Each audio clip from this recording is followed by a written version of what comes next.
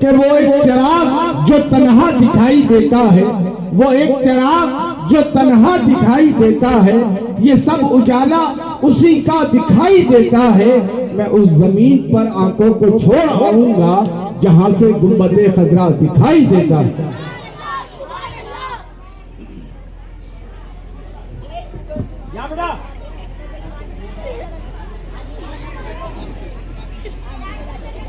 السلام علیکم ورحمۃ اللہ تعالی وبرکاتہ۔ وعلیکم السلام ورحمۃ اللہ تعالی وبرکاتہ۔ بہت مبارکباد پیش کرتا ہوں کارکنان اجلاس کو جنہوں نے اس خوبصورت محفل کو منعقد کیا، اور خاص طور سے آج میں مبارکباد پیش کرنا چاہوں گا نقیب اجلاس ہمارے مبارک بھائی کو، کہ جو کشتی کو اس وقت سنبھال رہے ہیں جب وہ عین مجدھار میں ہے، اور جب مجدھار سے کشتی گزر جائے گی تو مجھے پتا ہے کہ کوئی اور ملاح ہوگا، کوئی اور ناخدا ہوگا جو شاید اس کشتی کو سنبھال رہا ہوگا۔ طغیانی سے موجوں سے نکالنا بڑا کام ہوتا ہے، اور اس میں بڑے کام کو ہمارے مبارک بھائی بحسن خوبی انجام دے رہے ہیں۔ ان کی طرف سے آپ کے لیے ایک شعر کہنا چاہوں گا کہ کشتی کا پاسبان فقط ناخدا نہیں، کشتی کا پاسبان فقط ناخدا نہیں، کشتی میں بیٹھنے کا سلیقہ بھی چاہیے۔ سبحان اللہ سبحان اللہ۔ کشتی میں بیٹھنے کا سلیقہ بھی چاہیے۔ تو بیٹھنے والے اگر ڈاماڈول ہوں گے نا تو ممکن ہے کہ کشتی ملاح کے سنبھالنے کے بعد بھی ڈوب جائے۔ تو کشتی میں جو حضرات تشریف رکھتے ہیں ان سے میں پھر مبارک بھائی کی طرف سے پرخلوص اپیل کرتا ہوں کہ جتنے احباب بھی اس وقت میری نظروں کے سامنے ہیں بیٹھیں۔ میں ایک سنجیدہ گفتگو کا عادی ہوں، 10 منٹ کا وقت دیا گیا ہے، بہت ہی متانت و سنجیدگی کے ساتھ اپنی بات آپ کے گوش گزار کر کے رخصت ہو جاؤں گا۔ نحمده ونصلي ونسلم على رسوله الكريم، اما بعد فاعوذ بالله من الشيطان الرجيم، بسم الله الرحمن الرحيم، ومن احسن قولا ممن دعا الى الله، صدق الله العلي العظيم، وبلغنا رسوله النبي الامين الكريم، ونحن على ذلك لمن الشاهدين والشاكرين والحمد لله رب العالمين۔ معزز و مکرم حاضرین کرام و سامعین اعظام، آئیے گفت و شنید کے آغاز سے قبل ہم تمام لوگ جانب طیبہ لو لگا کر نہایت ہی ادب و احترام عقیدت کے ساتھ بارگاہ رسالت مآب صلی اللہ تعالیٰ علیہ وسلم میں ہدیہ درود و سلام پیش کر لیں۔ پڑھیں بآواز بلند اللہم صلی علی سیدنا و مولانا محمد مبارک وسلم، صلو علیہ صلاۃ و سلام علیک یا رسول اللہ صلی اللہ تعالیٰ علیہ وسلم۔ آواز مجھے آئی نہیں، اس لیے ایک بار اور پڑھوانا چاہوں گا۔ جانب طیبہ لو لگائیں، گنبد خضرا کا منظر آنکھوں میں بسائیں، اور نہایت محبت کے ساتھ بلند آواز میں ایک بار پھر پڑھ لیں، اللہم صلی علی سیدنا و مولانا محمد مبارک وسلم، صلو علیہ صلاۃ و سلام علیک یا رسول اللہ، صلو علیہ صلاۃ و سلام علیک یا حبیب اللہ صلی اللہ تعالیٰ علیہ وسلم۔ معزز حاضرین، جس عظیم الشان اجلاس میں ہم اور آپ شرکت کی برکتیں حاصل کر رہے ہیں اسے ندائے حق کانفرنس کا نام دیا گیا۔ ابھی جب بانی اجلاس برادر مکرم حضرت غانی حنیف صاحب نے اشارہ فرمایا کہ 8-10 منٹ کی گفتگو آپ بھی کر دیں، تو فوراً پلٹ کر میں نے پوسٹر پر نظر ڈالی، اور میری نظروں نے ندائے حق یہ جو لفظ ہے اس نے میری نظروں کو اپنی جانب متوجہ کیا، بلکہ روک لیا، اور میں سوچنے لگا کہ کیا ہی پیارا عنوان ہمارے برادر مکرم نے منتخب کیا، دعوت حق کانفرنس۔ اور بہت ہی جلدی اسی مناسبت سے قرآن کی آیت کریمہ اس کا ایک ابتدائی حصہ میں نے آپ کے سامنے تلاوت کیا خداوند قدوس کا یہ جو فرمان ہے ومن احسن قولا ممن دعا الی اللہ، اس میں اسی ندائے حق کی بات کی گئی ہے۔ حق کی ندا، ندا کا مطلب آواز ہوتا ہے، حق کی آواز، سچائی کی آواز، دا وائس آف ٹروتھ، سچائی کی آواز۔ یہ حق کی آواز جو آج کے جلسے کا عنوان ہے، یہ اتنی معنویت، اتنی گہرائی اور گہرائی اپنے اندر رکھتا ہے کہ میں آپ کو بتاؤں، یہ صدائے حق بلند کرنے کے لیے ہی اللہ رب العزت نے 1,24,000 یا کم و بیش 2,24,000 نبیوں کو دنیا میں بھیجا۔ یہ صدائے حق ہی تھی جسے بلند کرنے کے لیے آدم تشریف لائے تھے، یہ حق کی ندا ہی تھی جس کے لیے حضرت موسیٰ تشریف لائے تھے، یہ حق کی آواز ہی تھی جسے بلند کرنے کے لیے حضرت عیسیٰ روح اللہ آئے تھے، یہ غلغلہ حق ہی تھا جس کو بلند کرنے کے لیے مکے کی سرزمین پر محمد عربی صلی اللہ علیہ وسلم تشریف لائے۔ سبحان اللہ، سبحان اللہ۔ ان تمام نبیوں نے اعلائے کلمت الحق ہی بلند کیا تھا، اور قرآن کہتا ہے ومن احسن قولا ممن دعا الی اللہ، اس سے بہتر بات کس کی ہو سکتی ہے جو اللہ کی طرف بلائے، جو اللہ کی طرف بلائے، اس سے بہتر بات کسی کی نہیں ہو سکتی۔ ماشاءاللہ بہت ہی خوبصورت عنوان اس جلسے کے لیے منتخب کیا گیا، اور صدائے کلمت الحق کی اس دور میں جتنی ضرورت ہے شاید ہی کسی دور میں رہی ہو، کیونکہ ہر دور میں جب ہم تاریخ کے اوراق الٹ کر نظر ڈالتے ہیں تو دیکھتے ہیں کہ صدائے حق کو بلند کرنے کے لیے خدا نے ہمیشہ کسی نہ کسی کو بھیجا ہے۔ جب بھی کوئی باطل قوت کھڑی ہوئی ہے، حق کی آواز کو دبانے کے لیے اٹھی ہے، تو خداوند قدوس نے اس کے مقابل کسی کو بھیجا ہے۔ کبھی آپ کو نمرود کے مقابل حضرت ابراہیم نظر آئیں گے، کبھی آپ کو فرعون کے مقابل حضرت موسیٰ نظر آئیں گے، کبھی آپ کو شیطان کے مقابل حضرت آدم نظر آئیں گے، کبھی آپ کو ابو لہب اور ابو جہل کے مقابل جناب محمد الرسول اللہ نظر آئیں گے۔ سبحان اللہ، سبحان اللہ، بہت خوب۔ اقبال کہتے ہیں ستیزہ کار رہا ہے ازل سے تائم روز، ستیزہ کار رہا ہے ازل سے تائم روز، شرار بو لہبی سے چراغ مصطفیٰ۔ سبحان اللہ، سبحان اللہ۔ یوں کہہ لیں کہ چراغ مصطفی سے شرار بو لہبی، بو لہب کا چراغ، بو لہب کا شرارہ مصطفیٰ کے چراغ سے ہمیشہ ٹکراتا رہا ہے۔ مطلب کیا ہے؟ جب بھی ربانی دین حق نے حق کی آواز کو بلند کیا ہے، باطل قوتوں نے حق کی آواز کو دبانے کی کوشش کی ہے۔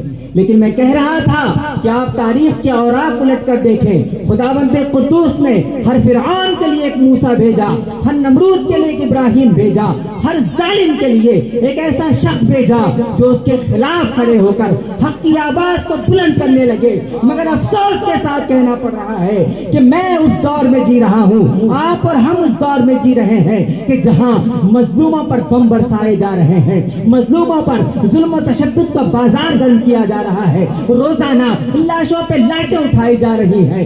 اللہ اکبر۔ میں آپ کو کیا بتاؤں، وہ ننھے ننھے بچے، وہ چھوٹے چھوٹے بچے کہ پھول تو 2 دن بہارے جافزہ دکھلا گئے، حسرت ان غنچوں پہ ہے جو بن کھلے مرجھا گئے۔ نعرہ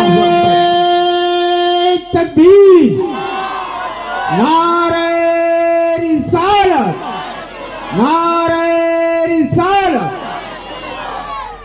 پھول تو 2 دن بہارے جافزہ دکھلا گئے، حسرت ان غنچوں پہ ہے جو بن کھلے مرجھا گئے۔ اور حفیظ جالندھری نے کہا تھا یا رب کسی کا نخل تمنا قلم نہ ہو، یا رب کسی کا نخل تمنا قلم نہ ہو، 100 دکھ ہو پر فراق پسر کا علم نہ ہو، 100 دکھ ہو پر فراق پسر کا علم نہ ہو۔ آج کتنی مائیں ہیں جو اپنے بچوں کا جنازہ ہاتھ میں لیے خدا کی رحمت کو آواز دے رہی ہے، जो कह रही हैं आज कौन है जो खड़ा होकर सदाए हक बुलंद करेगा, बातिल को सरनिगो करेगा, जुल्म और तशद्दुद के करने वालों को आईना दिखाएगा, लेकिन दूर दूर तक कोई ऐसा चेहरा नजर नहीं आता। मैं आपको बताऊं, मुझे अफसोस होता है कि हम तारीख के औराक उलटते हैं तो देखते हैं कि जब दीबर की सरजमीन पर मक्के की तरफ बल्कि अरब की तरफ जाने वाले एक जहाज को लुटेरों ने लूट लिया था तो उसमें मौजूद औरतों को कैद कर लिया था। अरब की वो औरतें थी, उन्होंने सिंध की दीबर के मकाम से आवाज देकर हज्जाज को पुकारा था और कहा था या हज्जाज अल मदद, या हज्जाज अल मदद। हज्जाज तारीख इस्लामी का एक ऐसा शख्स है कि जहां उसके कारनामे हैं वहीं पर उसके सियाह हरकत भी मौजूद हैं। मैं आपको बताऊं, हजरत अब्दुल्ला बिन जुबैर रज़ी अल्लाह तआला अन्हु के कातिल का नाम है हज्जाज, बहुत कुछ जुल्म तशद्दुद करने वाले का नाम है हज्जाज। लेकिन जब हज्जाज ने यह सदा सुनी थी कि मेरी एक बहन ने सिंध की सरजमीन से मुझे पुकारा है और कहा है या हज्जाज अल मदद, तो इराक का गवर्नर होते हुए वहां से उसने मोहम्मद बिन कासिम को भेजा। सुभान अल्लाह। तो वो जालिम शख्स जो जुल्म और तशद्दुद के लिए जाना जाता था, कल वो भी या हज्जाज अल मदद कहने पर अपनी बहन की मदद के लिए आगे आ पड़ता था। लेकिन आज कितनी माएं हैं जो आवाज दे रही हैं, कितनी बहनें हैं जो आवाज दे रही हैं, सबकी सिस्कियां फजाओं में गूंज गूंज कर खामोश हो रही हैं। मगर मुझे बताइए, कोई है जो कलिमा हक बयान कर सके? कोई है जो आलाए कलिमतुल हक का फरीज़ा अंजाम दे सके? दोस्तों, नबी अकरम सल्लल्लाहु अलैहि वसल्लम ने फरमाया था, ऐ मेरे उम्मतियों, अगर तुम कहीं पर जुल्म होता हुआ देखो, अगर तुम किसी को गुनाह करता हुआ देखो, तो तुम पर लाजिम है कि तुम हाथ बढ़ाओ, उसे रोक दो, हाथ बढ़ाओ और उसे रोक दो। अगर तुम में इतनी कुव्वत मौजूद ना हो कि तुम उसे हाथ बढ़ाकर रोक सको, तो अपनी आवाज बुलंद करो, गलत को गलत कहो, इतना करने की कोशिश करो। लेकिन अगर तुम इतना भी ना कर सको तो उस बुराई को, उस जुल्म को अपने दिल में बुरा जानो। ये फरमा कर सरकार ने कहा था, लेकिन ये ईमान का सबसे कमजोर तरीन दर्जा है। मेरे दोस्तों, आज हम में हर कोई ईमान के उसी कमजोर तरीन दर्जे पर मौजूद है कि बस बुराई को दिल से बुरा जानकर खामोश हो जाता है। बल्कि मैं एक कदम और आगे बढ़ूं तो कह सकता हूं कि शायद अब हम इससे भी नीचे गिर गए हैं। अब तो हम बुराई को बुराई कहने को तैयार नहीं हैं, दिल में बुरा जानने को तैयार नहीं है। अगर ऐसा है तो वो निवाला मेरे हलक से कैसे नीचे उतर रहा है, मेरी आंखें वो रात रात भर की नींदें कैसे मजे उड़ा रही हैं, मैं बिस्तर कैसे अपना गर्म कर रहा हूँ, रजाई ओढ़ कर सो रहा हूँ, जबकि दुनिया का हाल मेरी नजरों के सामने है। तो जरूरी है कि आज कलिमा हक बयान किया जाए, आज आलाए कलिमतुल हक बयान किया जाए और दावत हक दी जाए, हक की आवाज को बुलंद किया जाए। ये जलसे महज रस्मी जलसे होके न रह जाए, बल्कि इस अजीमुशान इजलास के इसकी जो सुबह नमूदार हो, तो हम में से बहुत से नौजवानों की दिल की दुनिया बदल चुकी हो, वो नमाजों के आदी हो चुके हो, चेहरा सुन्नत रसूलुल्लाह से सज चुका हो, वो अपने आप को तालीमी एतबार से, माशी एतबार से, जिस्मानी एतबार से, ज़हनी एतबार से, ईमानी एतबार से, हर एतबार से जो है ताकतवर बनाने की कोशिश में लग चुके हो। क्योंकि अल्लाह के रसूल ने बहुत पहले इरशाद फरमा दिया था कि खुदा को ताकतवर मोमिन कमजोर मोमिन से ज्यादा पसंद है, कमजोर मोमिन से ज्यादा पसंद है।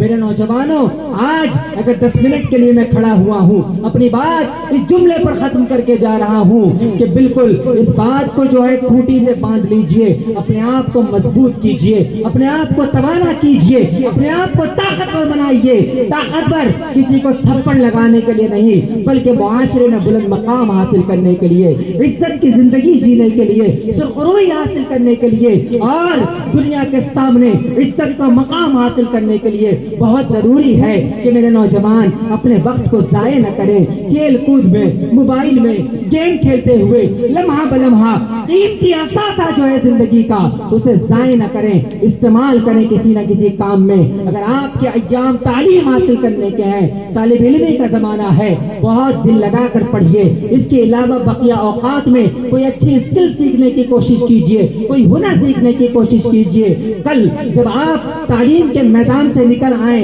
یونیورسٹی اور کالجز کے دروازوں سے یا مدارس کے دروازوں سے باہر آ کر عملی میدان میں قدم رکھیں، تو اس کے بعد اپنی زندگی کا ایک لمحہ بھی ضائع نہ کریں.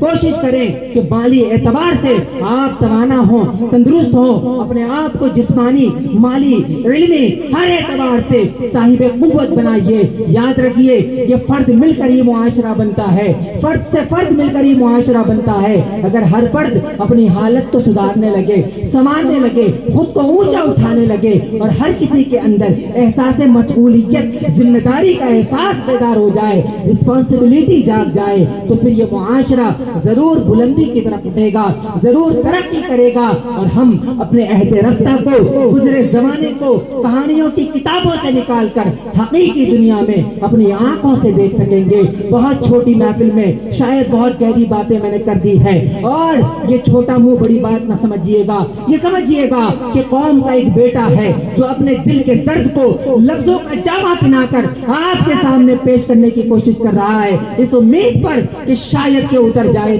دل میں میری بات. آپ میں سے کوئی ایک ہو جو ان باتوں کو سمجھ جائے، اپنے وقت کو ضائع کرنا بند کر دے، عزت، رفعت اور بلندی کی طرف بڑھنے کی کوشش کرے اور سرخروئی کے ساتھ عزت دارانہ زندگی گزارے. میں دعا کرتا ہوں پروردگار عالم ہمیں دونوں جہان میں کامیاب و کامران فرمائے. خصوصاً ہمارے برادر مکرم قاری حنیف صاحب کے لیے دعا گو ہوں کہ اللہ رب العزت ان کے اقبال کو بلند کرے. جو مدرسہ آپ نے قائم کیا ہے، خداوند قدوس ان سے بڑی خدمات دین کی لے لے اور اپنی بارگاہ میں اسے قبول و مقبول فرمائے. استغفر اللہ ربی من کل ذنب و اتوب الیہ، لا الہ الا اللہ محمد رسول اللہ صلی اللہ تعالی علیہ وسلم. السلام علیکم ورحمۃ اللہ تعالی وبرکاتہ.